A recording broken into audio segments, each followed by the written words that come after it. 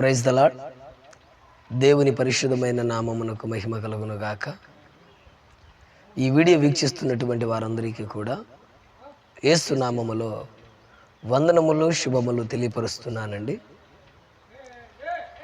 ఈ సమయాన దేవుని వాక్యాన్ని కొద్ది నిమిషాలు ధ్యానం చేసుకుందాం. దేవుని బిడ్డలైనటువంటి ప్రజలను దేవుడు ఒక రకంగా హెచ్చరిస్తున్నాడు. ఏమని అంటే, మీరు కన్నులారా చూస్తున్నారు కానీ, చెవులారా వింటున్నారు కానీ నన్ను ఏమాత్రం కూడా అంగీకరించలేదు అంటాడు.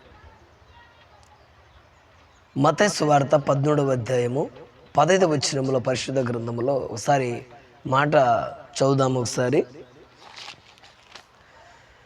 మత్తయి సువార్త 13వ అధ్యాయము 15వ వచనములో ఒక మాట ఉంటుంది.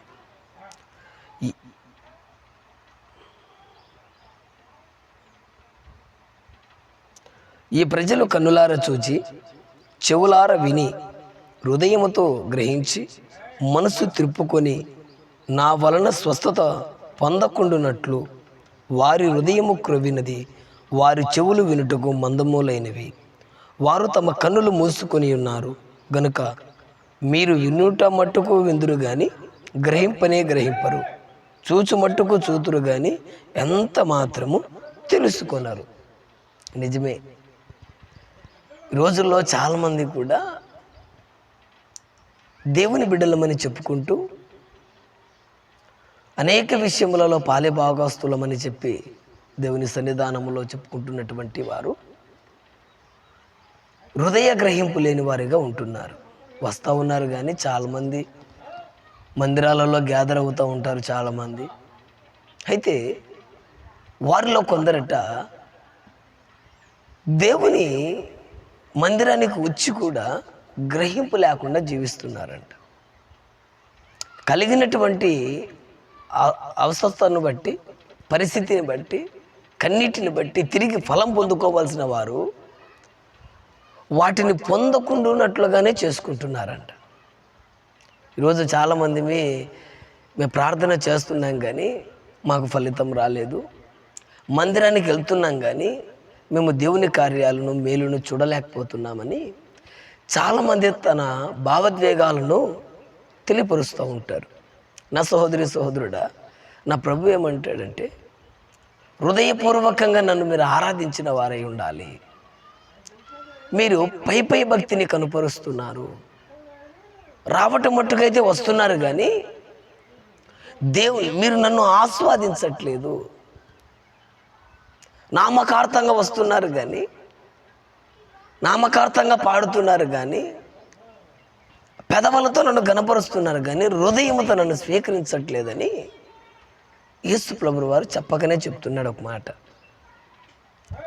అయితే మందిరానికి వస్తున్నటువంటి ఒక ఉపమానం చెప్పి మీకు తెలియపరుస్తాను ఈ మాటను. మందిరానికి వస్తున్నటువంటి వారిలో గ్రహింపలేని జనాలు ఉన్నారు. దేవుని వాక్యమును విని కూడా ఆ రీతిగా బ్రతకలేనటువంటి వారు ఉన్నారు. ధర్మశాస్త్రమును విని దాని ప్రకారము చేయనటువంటి వాడు నీతిమంతుడు కాదు. అయితే ఒక ఉపమానం చెప్పి ముగిచ్చేస్తా, మీకు అర్థమయ్యే రీతిగా. ప్రభు ఈ మాట ఎందుకు అన్నాడు అంటే, ఒక వ్యక్తి ఉండేవాడంట, బాప్తిస్మము తీసుకొని దేవుని మందిరానికి నమ్మకంగా వచ్చేవాడంట. ఆదివారమే కాదు, ఆయా దినాలలో కూడా, ఆ వీక్లీలో ఎన్ని కూడికలు ఉంటాయో ప్రతి కూడికకు వచ్చేవాడు. ఎన్ని ఇబ్బందులున్నా, ఎన్ని పరిస్థితులున్నా వాటన్నిటిని కూడా ఇడిచిపెట్టి వచ్చేటువంటి వాడు. మంత్లంతా కూడా ఎన్ని ఉన్నా కూడా వచ్చేటువంటి వాడు కూడికలు. ప్రతి సేవకుడు చెప్పిన ప్రతి కూడికలకు వచ్చేవాడు.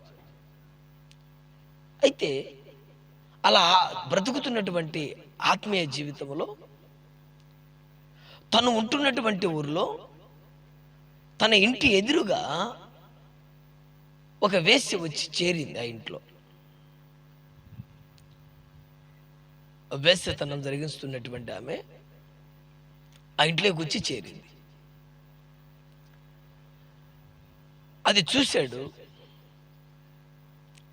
ఏం చేసేవాడంటే, ఈమె దగ్గరికి రోజుకి ఎంతమంది వస్తారు, ఈ మీద ఒక బతికేనా అని ఎప్పుడు కూడా ఆమెను ఆడిపోసుకుని మాట్లాడేవాడు. ఎప్పుడు కూడా ఇదిగో ఈరోజు ఒకడు వచ్చాడు, లేదా ఈరోజు ఇద్దరు వచ్చారు, ఈరోజు ముగ్గురు వచ్చారు అని రోజు ఆమె దగ్గరికి వచ్చిపోయే వారిని గురించి లెక్క పెట్టుకుంటుంటాడు. ఆమె ఆ ప్రాంతంలో ఉన్నంత కాలం ఆమె జరిగిస్తున్నటువంటి ఆ పాపములో తను తెలియకుండానే ఏలుపెట్టాడు. తను తెలియకుండానే మలినమైపోతున్నాడు. ఓ ఈరోజు ముగ్గురు వచ్చారని చెప్పి లెక్క పెట్టుకునేవాడు. ఎవరి వ్యక్తి? దేవుని చేత రక్షించబడినటువంటి వాడు, బాప్తిసం తీసుకొని ప్రభు శరీరంలో పాలు పొందగలిగినటువంటి వాడు, ఎదుటి వారి పాపములు ఏలు పెట్టకూడదని తెలిసి కూడా ఆ పాపంలో ఏలు పెట్టాడు. అందుకే ప్రభు అంటాడు అక్కడ, నా ప్రజలు చూస్తున్నారు, వింటున్నారు, కానీ వినుట మట్టుకైతే వింటున్నారు కానీ గ్రహింపకుండా ఉన్నారు. వారి చెవులు మందమైపోయినవి, హృదయంలో స్వీకరించట్లేదు. సహోదరి సహోదరుడా, అలా జరుగుతుంది. కొంతకాలం బాగా జరిగింది. కొంతకాలానికి ఆమె అక్కడి నుంచి ఆ ఇల్లు ఖాళీ చేసి ఎటో వెళ్ళిపోయింది. అక్కడ ప్రభు చేతికి చిక్కి వేరే సేవకుని ద్వారా తప్పప్పులు తెలుసుకొని, అమ్మా ఇది తప్పు, అలా చేయకూడదు తల్లి అని దేవుని వాక్యం ద్వారా ఆమెను మార్చి దేవుని బిడ్డకి చేర్చాడు. కొంతకాలానికి కాలం ముగిసింది, ఆమె చనిపోయింది. ఇతను ఉన్నాడు, ఇతను కొంతకాలానికి ఇతను చనిపోయాడు. వీళ్ళిద్దరు కూడా తిరుపులోకి వెళ్ళారు. ఇద్దరు తిరుపుకి వెళ్ళారు. అక్కడికి అందరూ కూడా చాలా మంది లైన్స్లో ఉన్నారు. ఆమెను చూశాడు. అక్కడ కూడా రా, నీకు నరకమే రా, ఖచ్చితంగా నిన్ను నరకానికే తరిమేస్తాడు రా, నీకెక్కడ పరలోక రాజ్యం అబుద్ధి, నువ్వు చేసిన పని అంతా పాపపు పని, నువ్వు బ్రతికిన బ్రతుకు మంచిది కాదు, నిత్యమైన బ్రతుకు నీది అని అక్కడ కూడా ఆమెను చూసి మనసులో అనుకుంటా ఉన్నాడు. అలా అనుకుని చూడగా ఆమె వంతు వచ్చేసింది. ప్రభు ఆమెను చూసి, రా నా మంచి దాసురాలా, ఇదిగో నీ కొరకే పరలోక రాజ్యములో నివాసాన్ని ఏర్పాటు చేశాను, రా పరలోకానికి తీసుకెళ్ళండి ఏమనని పరలోకానికి పంపించాడు.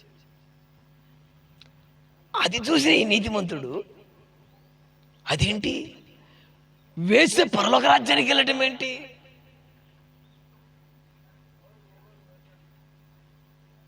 వ్యభిచారులు పరలోక రాజ్యం స్వతంత్రించుకోలేరు కదా, వారు పరలోక రాజ్యానికి వెళ్ళరు కదా, ఈమె పరలోక రాజ్యం ఇవ్వడం ఏంటి అని అక్కడ ఆశ్చర్యపోయి కలవరపడిపోయాడు. వేసకే పరలోక రాజ్యం ఇచ్చాడంటే నాకు అంతకు మించి ఆశ్చర్యస్థానం నా దేవుడు నాకు ఇస్తాడు అని తనలో తాను పొగుడుకుంటూ అనుకుంటుండగా తన వంతు వచ్చింది. తన వంతు వచ్చేసరికి ప్రభు అతన్ని చూసి, గబ్రియేలు ఇతన్ని పట్టుకొని ఏడ్చుకొని పాతాళానికి అప్పగించు అన్నాడు. బిత్తరపోయాడు. అదేంట్రా, నన్ను పాతాళానికి అప్పగించమంటున్నాడేంటి? నరకములో నన్ను వేయమంటున్నాడేంటి? ఏంటి ప్రభు, నేను నరకం వెళ్ళటం ఏంటి? వేశ్యకు పరలోక రాజ్యం ఇచ్చావు, నన్ను నరకానికి ఇచ్చావేంటి? నన్ను నరకానికి అప్పగిస్తున్నావేంటి ప్రభువా? ఇది ఎక్కడి న్యాయం అని కేకలేస్తున్నాడు. ఆ గాబ్రియల్ ఈడ్చుకొని పోతుంది లెక్క చేయకుండా. ఆ గాబ్రియల్ వైపు చూసి, గాబ్రియలా, ఏంటి నన్ను నరకానికి అప్పగిస్తున్నారు? ఇది ధర్మమా? ఇది న్యాయమా? అంటే గాబ్రియల్ అంటుంది, ఏంటి నీ బాధ? నన్ను నరకానికి ఇస్తున్నారు ఏంటి? నేనే పాపం చేశాను? నేను మందిరానికి వెళ్ళట్లేదా? నేను ఏ స్త్రీనైనా వ్యామోహంగా చూశానా? కన్నెత్తి చూశానా? లోక సంబంధమైన కార్యాలు నేను చేశానా? లోక సంబంధమైన క్రియలు నేను చేశానా? లేదు కదా. నా బాప్తిసము తీసుకున్నా నుంచి కూడా దేవునికి నేను వ్యతిరేకంగా బతకలేదు కదా అని కేకలేస్తా ఉంటే గాబ్రియల్ అంటది, నిజమే, నువ్వు ఏ పాపం చేయలేదు, కరెక్టే. ఏ స్త్రీని నువ్వు కన్నెత్తి చూడలేదు, కరెక్టే. మందిరానికి వెళ్ళేవాడివే, కరెక్టే. అన్నీ బాగున్నాయి, కానీ నీలో ఒకటి లోపం ఉంది. ఏంటి నాలో ఉన్న లోపం ఏంటి? గాబ్రియల్ అంటది, నువ్వు మర్చిపోయావేమో కానీ నీవు ఉంటున్నటువంటి ఊర్లో నీ ఇంటి ఎదురుగా చేరినటువంటి ఆ వేశ్య ఉంది కదా. అవును, ఉంది, నిజమే. ఇప్పుడు నేను చూశాను కదా, ఆమెకే కదా పరలోక రాజ్యం ఇచ్చాడు కదా. మరి వేశ్యకు పరలోక రాజ్యం ఇచ్చి నాకు నరకం ఇస్తున్నాడేంటి అంటే, నీకు తెలుసో లేదో, వేశ్య అక్కడి నుంచి ఖాళీ చేసి వెళ్ళిన తర్వాత మారు మనసు పొంది తప్పని తెలుసుకొని పశ్చాత్తాపడి దేవుని వైపు తిరిగి ప్రభులో బ్రతికింది, నీతిగా యథార్థంగా బ్రతికింది. మరెప్పుడు తప్పు చేయలేదు ఆమె.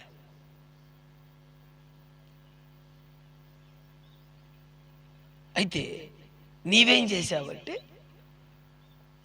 ఆమె చేరింది మొదలుకొని నీ దగ్గరికి 24 గంటలు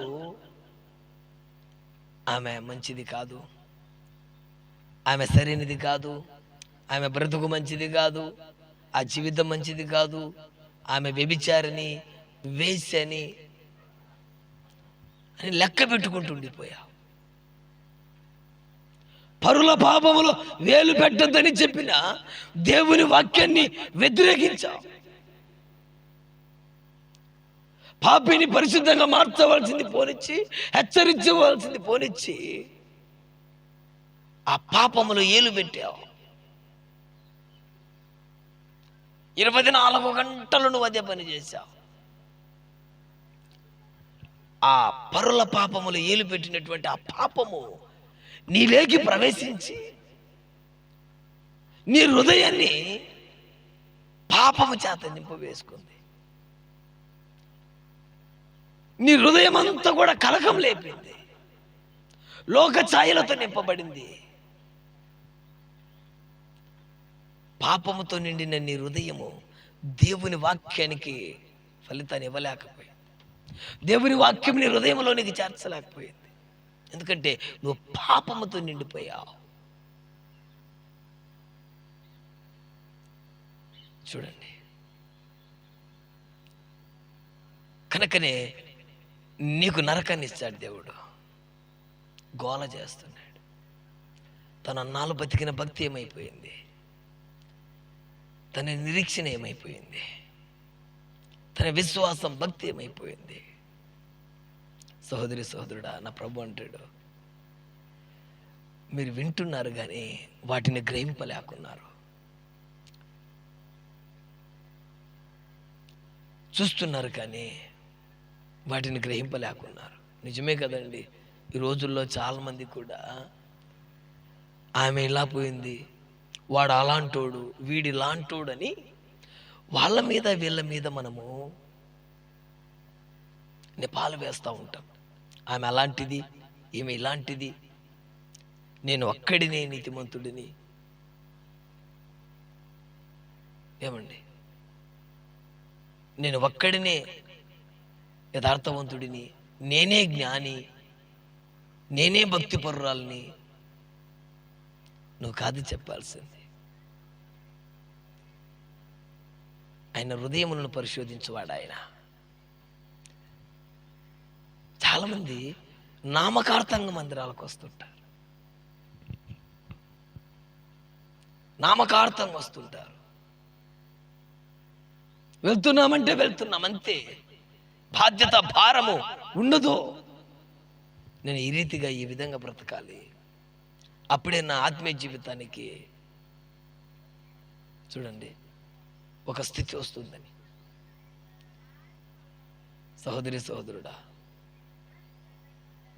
చేస్తున్న భక్తి విఫలం కాకూడదు,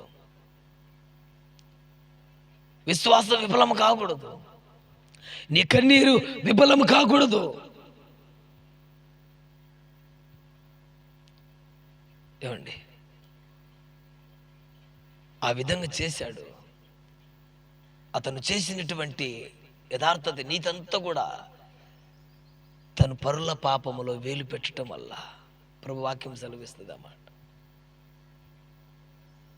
అందుకే నా సహోదరి సహోదరుడా, వెళ్తున్న నీ సంఘములో నమ్మకంగా బతుకు.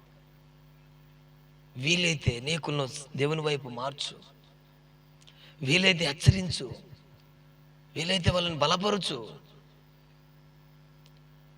పరుల పాపంలో వేలు పెట్టద్దు. నీ భక్తిని, నీ విశ్వాసాన్ని నిర్దాక్షిణ్యంగా చంపేస్తుంది పాపం, ఎదగకుండా చేస్తుంది నిన్ను ప్రభులో.